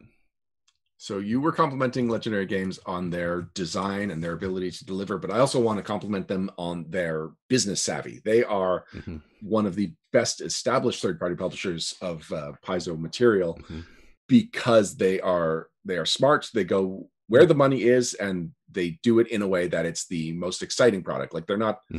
It's not a clickbait company. They make really cool, really good products, but they also will cut bait and move on if they feel like there's not money there. So that is one of the other reasons that I'm really excited that they're the ones taking over this project. Oh, yeah. And I do have to say, we do have to disclose, we've done work for Legendary. Sure. So, yeah. Not only two of us, but also a lot of No Direction staff members. Yeah. Oh my gosh. Oh yeah. Oh, a lot of us have. And I think for us specifically, we mentioned Kingmaker, and I know me and you did some work for them on Kingmaker. Yeah, so thank you for bringing that up, because we really do have to disclose anytime there is that kind of conflict. Yeah, that happens, and that happens so much. And I'm sorry, gang. It's just, we love this stuff so much. Next item. This probably should have been higher up on the news. Sorry. I guess because it was announced right after last episode recorded that it kind of fell lower. But it is Pathfinder Arena is a new board game that's been announced. It will be coming to crowdfunding. We have not specifically heard which crowdfunding platform will do it, but it is published by Gyoki Unity, which is a board game company with quite an extensive catalog of games, I found out. Pathfinder Arena is a competitive strategy game divided into 4 stages of challenges between monsters and heroes. In each stage, the number and power of monsters increases while the heroes level up and gather resources to gain new skills, magic spells, equipment, and their deity's favor. It's like a competitive dungeon crawler, and like fighting the monsters is like an important part of it. It kind of is reminding me of like Mantic Games' League of Infamy, which is another competitive dungeon crawler, and it's an interesting concept going forward, especially with how dungeon crawlers have usually worked, where you're doing like one player against the party, a la Descent style or Hero Quest style, or where it's like super, super cooperative. And I wonder how they handle like the PvP aspect of things like this, because you've played Conflict, right? And did you work on Conflict? I know that we've played it. Work on Conflict. Sorry, yeah. I was an editor for the second edition of Conflict. Sorry, I was still in board game mode, but Conflict, Conflict's a PvP version of Pathfinder First Edition. Yeah, and I played Conflict First and Second Edition, and like it's a neat idea, but like it's so complicated, and there's some parts, and it still needed a GM because it's handling player. Pathfinder was never designed for player versus player combat, so it's going to be interesting to see how they adapt the concepts of Pathfinder and make it still feel like Pathfinder and make it competitive. Yeah, well, we've been seeing with Super Smash Finder, Vanessa Hoskins' project, where it's a PvP Pathfinder tournament.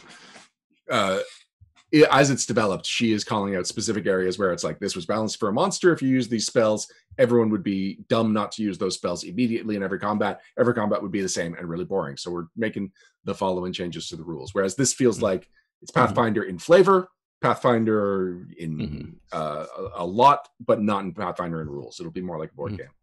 Right.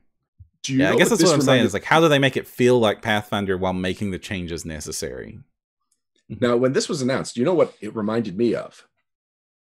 The drinking board game that I beta tested for Pathfinder ages and ages ago. I do not remember that. I was thinking of the Pathfinder dice game that was on Kickstarter for. That's the one I'm talking about. That was a drinking game?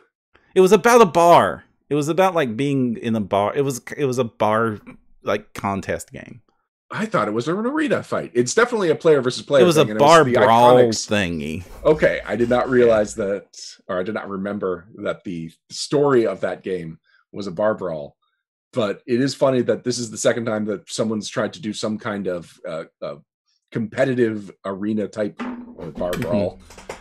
A licensed board game for Pathfinder. That one, they closed the Kickstarter fairly early on because people, they said that the main feedback they got was that this did not feel like Pathfinder, and the license expired, or I don't know what happened. It never saw the light of day. You play tested that? I didn't realize.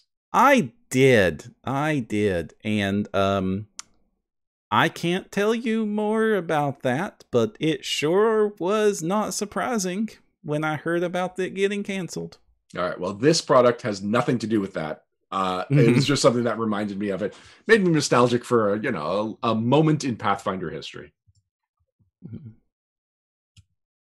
Finally, this is not. Minis! It has cool minis.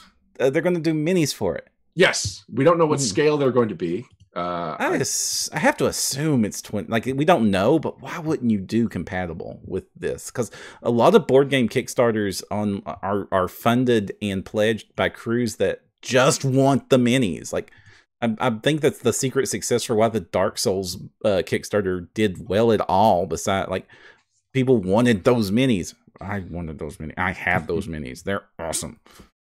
Yeah, I regret not getting into the what is it? There was that Pathfinder supplement for the board game. It was Monster or something. It has a really Kingdom Death Monster. Kingdom Death Monster. Those were some of my favorite versions of the Pathfinder Iconics from like an interpretive version of the Pathfinder Iconics.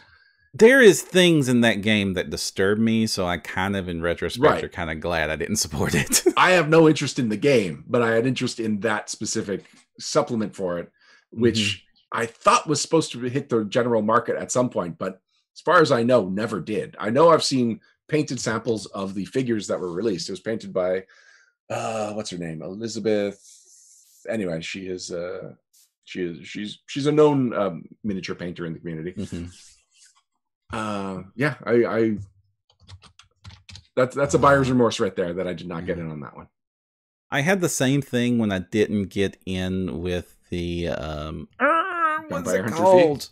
No, I was super bad on that one, but I went on a Shojern quest to get that. Eventually, did manage to get it. What was the other one? The other one started with an N. Give me more information besides a name. It was a comic book tie-in thing about a fantasy Africa analog that looked really cool. Yes, somebody help me. I do remember what you're talking about. I do not remember the name.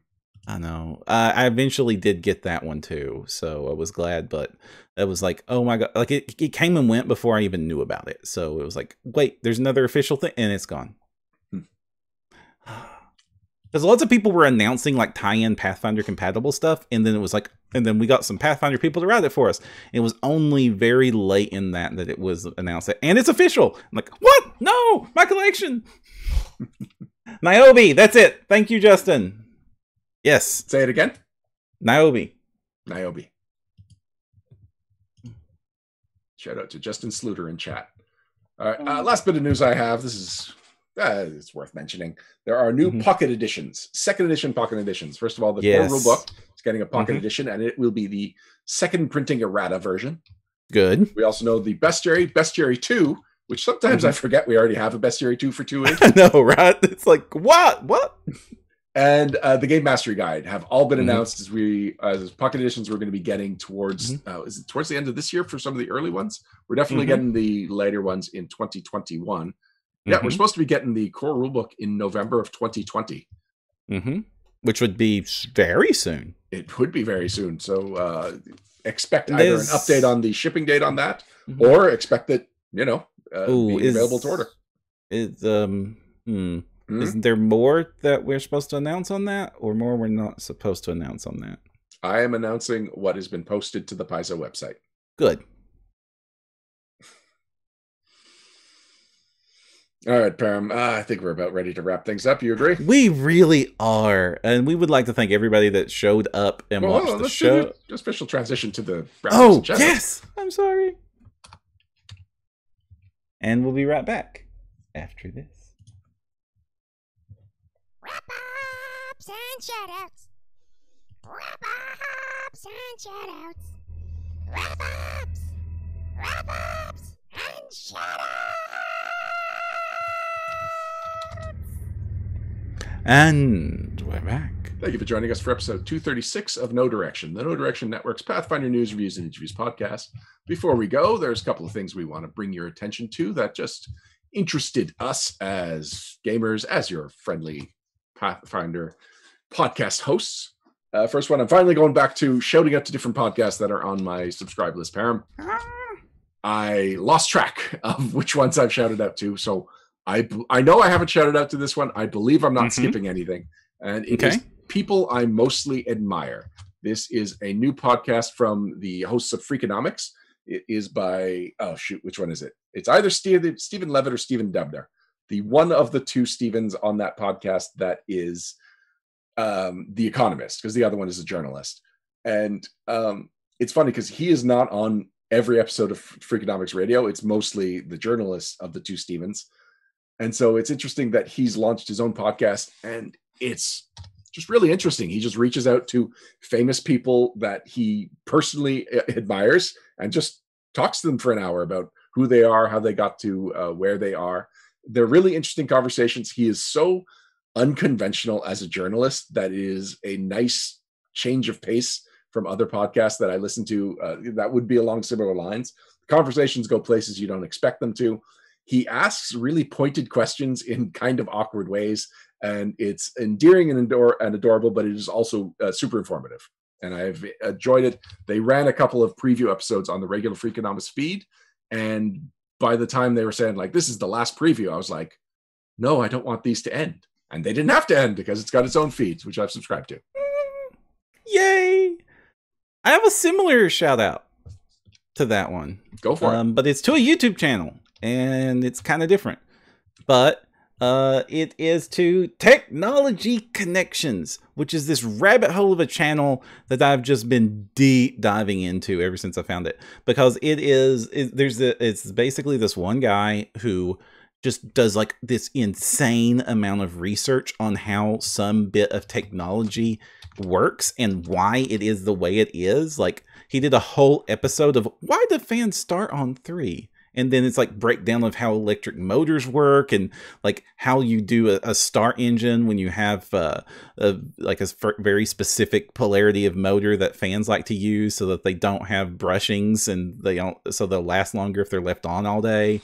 And it's like, wow, this is like super detailed in like exactly well. It's like, what if Toy Galaxy told you about how basic tech stuff works, but like the very basics. And it is wonderful and very well edited. And the main person on it is like super awkward intentionally. It's kind of a neat little humor thing they've got going, and I love it. And go check it out. It's a fantastic channel. You took me on a real ride there, Param, because it was like, okay, this sounds interesting. Then you got into just the basic examples of the engineering he's talking about. It's like, that's way over my head. I'm not even sure I'm following what you're saying. But then you brought it back and said it's like Toy Galaxy, but for something more practical. And I'm like, oh, I do have to check this channel out. Wow. The assumption is you don't know anything, and he walks you through learning it from the start in a way that is actually entertaining and well done. So awesome. I like it. And I also like, it reminds me of watching like the best stuff that was on like Discovery Channel down here in the States before Discovery Channel became like TLC and it's all about reality shows and stuff, and it sucks. So I'm going to shout out to a YouTube channel as well, although I have zero experience with it.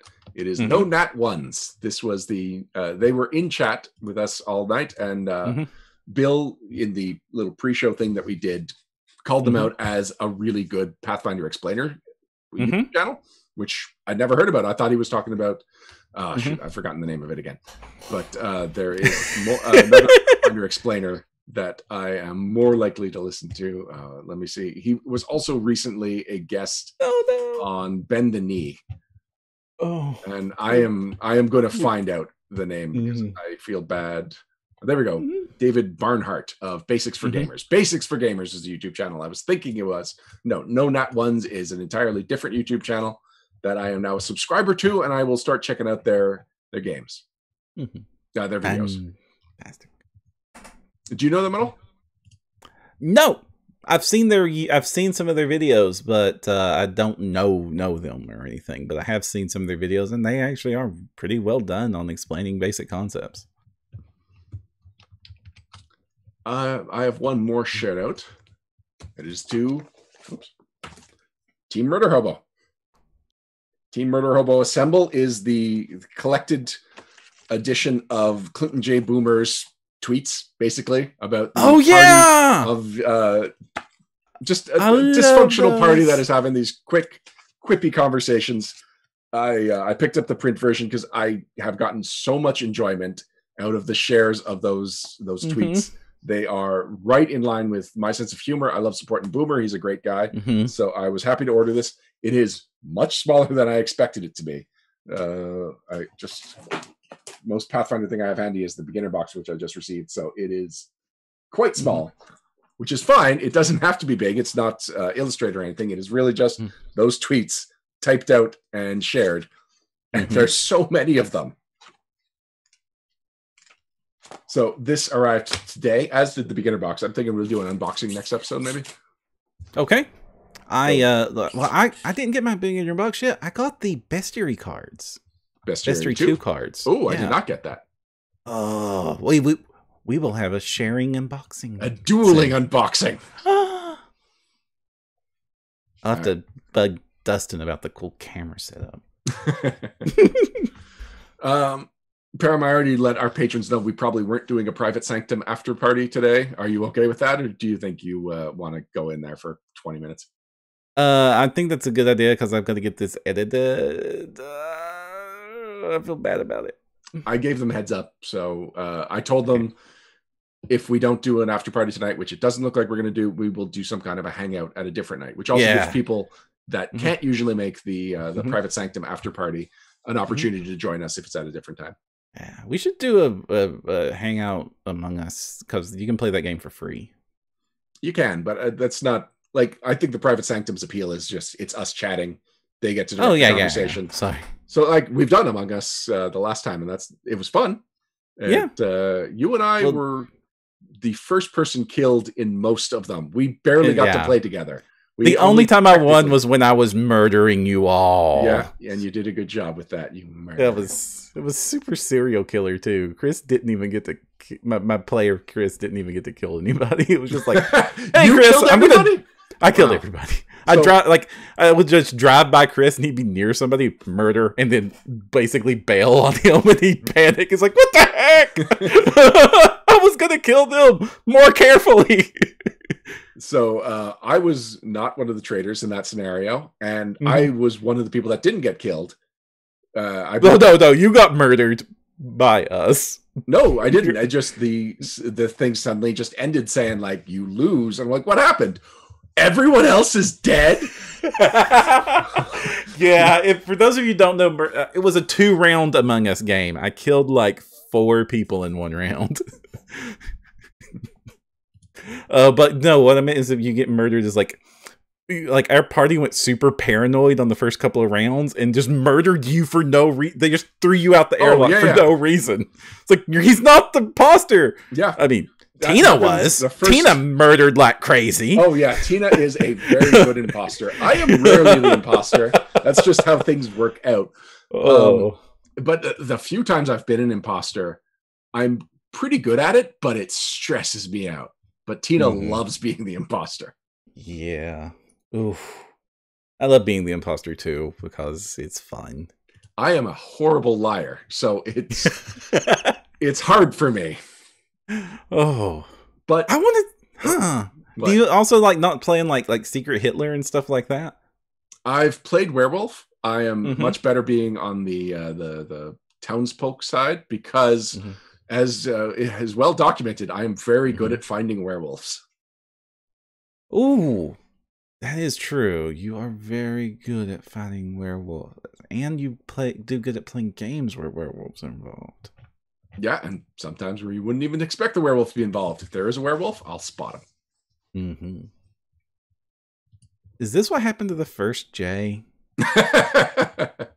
No, first Jay got married to someone with kids, so he moved in with an instant family and suddenly had a lot of responsibilities. Oh, that's and also that's a his happy career ending, really though. took off, and This is sounding awesome. yeah, no, Jay's in a great spot. He recently sold his house for a listing that Tina, who is really into real estate, she saw what he was asking for it and was like, he'll never get that. And then he got something like 10% above that. So yeah, Wonderful. he's doing just fine. I look forward to being able to play Secret Hitler again soon. I've never played Secret Hitler. I've played. Well, I haven't played it the last 4 years. Is it already that old? Oh yeah. I was like really big into it, and then I was really big not into it because it was hitting too close to home for reasons. Fair enough. All right. Well, I guess we kind of got a preview of what a private sanctum conversation looks like. Just fit into the end of a regular podcast. So if you haven't made it into one of our private sanctums, this is the kind of content you're usually missing.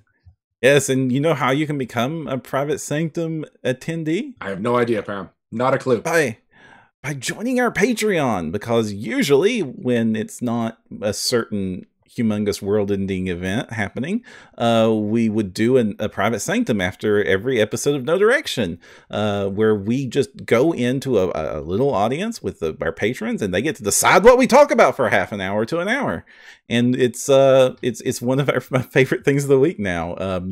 It's great. It's literally just, hey, what do you want us to talk about? And then we do it. And it's great. And then if you are able, you can attend it live and to help direct that. And you can also help direct it by being a patron and talking to Patreon and the patron chat on our Discord and getting topics submitted there ahead of time. And of course, afterwards, you can listen to them on our Patreon.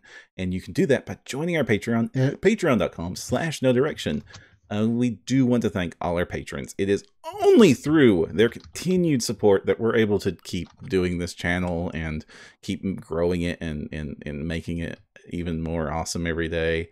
I'm super touched that each of you all that's been able to help us at all. Also, while you might be visiting our website, nodirectionpodcast.com, curious about that Patreon thing, you should also check out our Discord, which does not require a Patreon support to join, because then you can join the chillest Pathfinder, Starfinder, general nerdity community out there, where you can get to talk to most of us on the network. Just about, we hang out there all day, pretty much, and as well as our hundreds of fans that are that have joined the Discord. It's a fantastic place to hang out and just talk about everything. We strongly encourage you all to do that. We love chatting with all of our community on the Discord. And if you want to, while you're there, you might find out that if you're just listening to the podcast, you're only listening to about half of the awesome content that No Direction produces at a network. We've got a team of like top-rate bloggers putting out content every single day. That's just amazing. And I am in awe at all the amazing writing that is on our network and the work that our team continues to do every single day. And again, we're only able to produce this content for y'all because of the support of our patrons and the continued love of our fans. Y'all are awesome. Until next time, I'm Ryan Costello. I'm Jefferson J. Thacker, also known as Pam. And if you want to find the path, you need no direction.